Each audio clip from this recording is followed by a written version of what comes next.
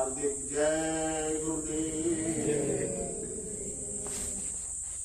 प्रभु की कृपा से कभी कभी ऐसा सुअवसर जीवन में प्राप्त होता है जब महापुरुषों के वचन, फकीरों के कलाम, संतों की वाणी, सत्संग वचन सुनने को मिलते हैं।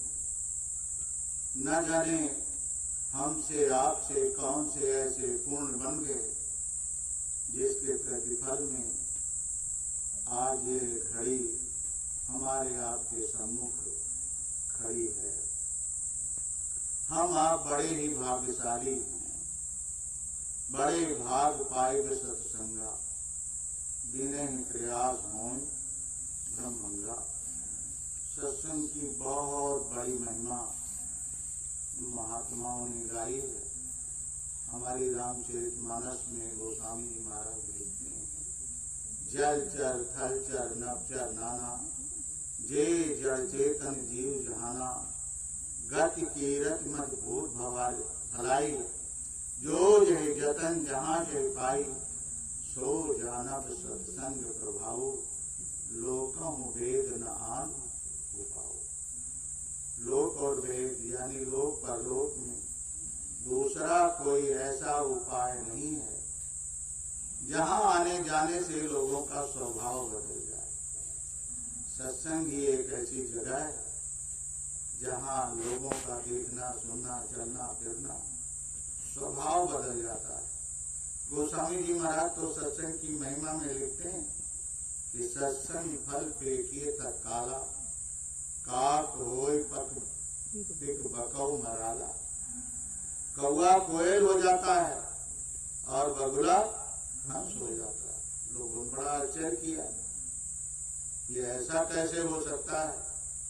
तो फिर गोस्वामी जी महाराज ने आगे लिखा, सुनिया चरज करे जन कोई, सत्संगत महिमा नहीं गोई। का सत्संग की महिमा किसी से छिपी नहीं है। प्रमाण लिखा, वाल्मीकि नारद घट जोनी, निज निज मुखन कही निज होनी। तो सत्संग की बड़ी महिमा।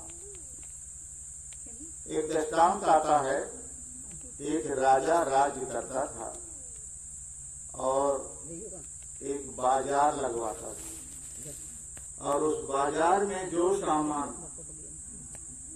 बाजार के वक्त तक नहीं बिक पाता था, उस सामान को अपने सिपा सालारों को भेजकर खरीद लेता था और अपने महलों में रखवा लेता था। और उस बाजार में एक दिन एक बहेलिया दो पिंजड़ों में दो तोतों को लेकर के आया और बेचने के लिए बैठ गया। आवाज लगाने लगा, ये वाला तोता पिंजड़े से 1 रुपए का, और ये वाला तोता पिंजड़े से 1,00,000 रुपए का। लोग आते, उसकी आवाज सुनते, आगे निकल जाते, नजरअंदाज कर देते। उसके दोनों पिंजड़े अनबिके रह गए, कोई खरीदने वाला नहीं आया। बाजार का समय समाप्त हुआ। बाजार के नियम के तहत राजा ने अपने सिपा सालारों को भेजा कि जाओ, जिनका सौदा बाजार में बिकने से बच गया उसको लेकर के उनको पैसा दे करके और महल में रखवा लो, दरबार में रखवा लो। गए तो देखा, सबका खरीदते चले गए और रखवाते चले गए। तो बहेलिए के पास जब पहुंचे, कहे भाई तुम्हारे ये दोनों पिंजड़े और दोनों तोते कितने के हैं?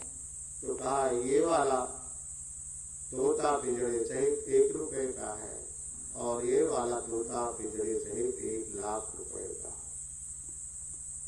लोग देखते, तोते तो एक ही तरह के हैं और पिंजड़ा भी दोनों एक ही तरह का है, फिर एक 1 रुपए का, एक 1,00,000 रुपए का कैसे? और लोग नजरअंदाज करके चले जाते। लेकिन राजा के बाजार का नियम था, तो सिपा सालारों ने कहा कि दोनों पिंजड़ों के 1,00,001 रुपए हम आपको दे रहे हैं और दोनों पिंजड़े ले जा रहे हैं। 1,01,000 रुपया देकर दोनों पिंजड़ों को उठा लिया, राजमहल में ले गए। एक पिंजड़े को एक तरफ टांग दिया, दूसरे पिंजड़े को दूसरी तरफ टांग दिया। अब दूसरे दिन जब सुबह हुआ तो 1 रुपए वाला जो तोता था पिंजड़े में, वो उठा सवेरे सवेरे भोर में अनाप शनाप की बातें बकने लगा, गाली गलौज करने लगा, मार डालेंगे, काट डालेंगे, गर्दन उड़ा देंगे, तलवार चला देंगे, बंदूक चला देंगे, तुमको तुम्हारी जिंदगी नाश कर देंगे, कहीं का नहीं छोड़ेंगे। तरह तरह की अनाप शनाप गाली गलौज अपशब्द वो बोलने लगा। तो राजा ने सुना, तो राजा ने कहा ये तोता तो बड़ा अनाप शनाप बातें कर रहा है, और ये तो 1 रुपए का भी बहुत महंगा है, ये तो 1 रुपए का भी बहुत महंगा है। सवेरे सवेरे गाली सुना रहा है, अनाप शनाप की बातें कर रहा है। तो उसके मन में आया चलो अच्छा वो 1,00,000 वाले को देखा जाए। तो वो पिंजड़ा दूसरी तरफ टंगा था, तो उधर गया तो वो तोता क्या बोल रहा है, रात काल उठ के रघुनाथा और मात पिता गुरु नाम महिमा था। तरह तरह के श्लोक, तरह तरह की चौपाइयां, तरह तरह के संतों महात्माओं के वचन, गीता रामायण के श्लोक, वेदों के श्लोक, लोकोक्तियां वो सुनाने लगा। तो राजा बड़ा चकित हुआ, कहा ये तो शिक्षाप्रद बात बता रहा है। अगर ऐसे तोते समाज में जा बजा हो जाए तो समाज को प्रेरणा मिलेगी, लोगों में अच्छे गुण आ जाएंगे और लोग माता पिता का सम्मान करने लगेंगे, सास ससुर की सेवा करने लगेंगे, बड़ों का सम्मान करने लगेंगे, बड़े छोटों को प्यार देने लगेंगे।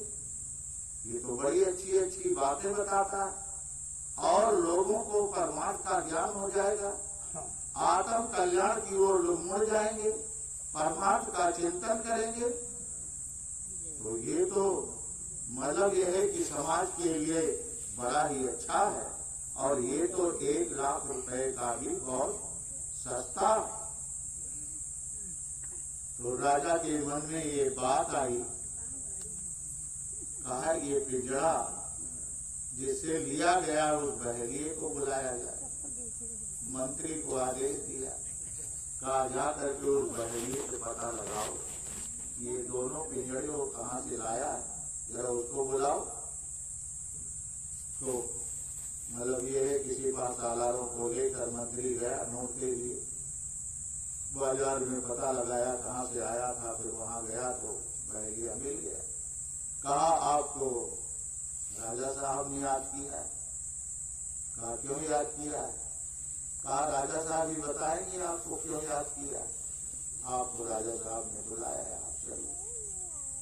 बहरिया आया, राजा साहब के सामने प्रस्तुत हुआ। तो राजा साहब ने पूछा, ये बताओ महोदय, ये दोनों पिंजड़े जो तुमसे खरीद कर हमारे दरबार में टंगे हैं, तो 1 रुपए वाला तोता तो 1 रुपए का भी बहुत महंगा है। ये सवेरे सवेरे अनाप शनाप शब्द बोलता है, गाली गलौज बोलता है, अप्रिय वाणी बोलता है, और ये दूसरा वाला तोता तो 1,00,000 रुपए का भी सस्ता है। ये तो बड़ी अच्छी अच्छी बातें बताता है, वेद पुराण, गीता पुराण, संतों महात्माओं के वचन सुनाता है। तो ये तो तोता आपका बहुत अच्छा है।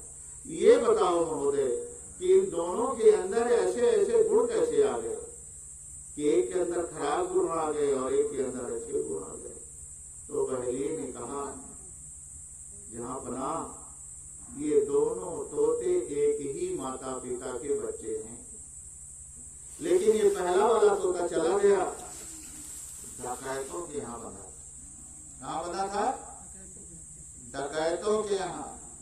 तो उनके यहाँ तो मार धाड़ चोरी धाड़ी का नाम शनाप बातें होती, वही उसने सीख लिया कंठाग्र कर लिया और कहा ये दूसरा वाला तोता एक महात्मा के दरबार में था, ऋषि के दरबार में था और वहां रोज गीता का, रामायण का, कुरान का, मतलब धर्म ग्रंथों का पाठ होता था। ये उसको सुनता था तो उसको इसने कंठाग्र कर लिया और जब सवेरा उठता है तो उसी तरह ये पाठ करने लगता है। कहने का मतलब ये है भाइयों और बहनों, संगत ही गुण होता है, संगत ही गुण जाए।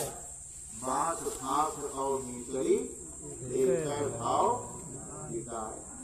अच्छी संगत में बैठोगे तो अच्छे गुण आएंगे, बुरी संगत में बैठोगे तो बुरे गुण आएंगे। कितना भी अच्छा आदमी हो और कहीं उसने 10-20 दिन गंजेड़ी भंगेड़ी शराबी का साथ कर लिया तो बहुत मना करेगा, बहुत मना करेगा।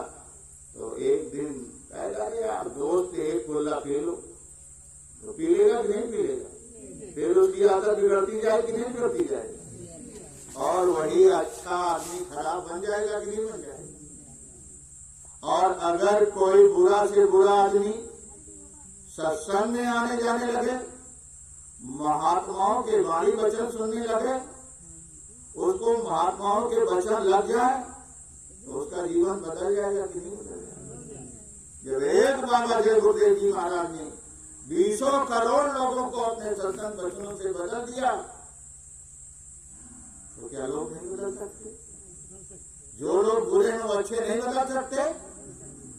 इसलिए हम जय गुरुदेव वाले और हमारे जो महापुरुष हैं वो किसी से परहेज नहीं करते कि हम पीते खाते हैं तो बाबा जय गुरुदेव का सत्संग हो रहा है तो हम वहां नहीं जाएंगे। हम तो उनका आह्वान और बड़े प्रेम से करते हैं कि आप आओ सत्संग में।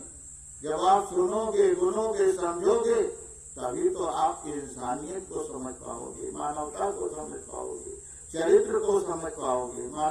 और जब आप उसको अपनाने लगोगे, आपको वचन लगेंगे, तभी आप अच्छे बन जाओगे। तो महात्मा अच्छा बनाते हैं कि बुरा बनाते हैं? सबकी भलाई करते हैं, सबकी भलाई का काम करते हैं। हम आप कोई दूर के घोड़े थे क्या? हम आप भी तो उसी समाज से निकल कर आए हैं। लेकिन जब संगत में आ गए, सत्संग के वचन सुने, रास्ता मिल गया, भजन करने लगे, गुरु को हमेशा हाजिर नाजिर रखते हैं। तो कहीं कोई सामने बुराई भी आ जाए तो गुरु याद आ जाता है। आ जाता है नहीं आ जाता कि नहीं हम गुरु के बंदे हैं, हमको ऐसा नहीं करना चाहिए।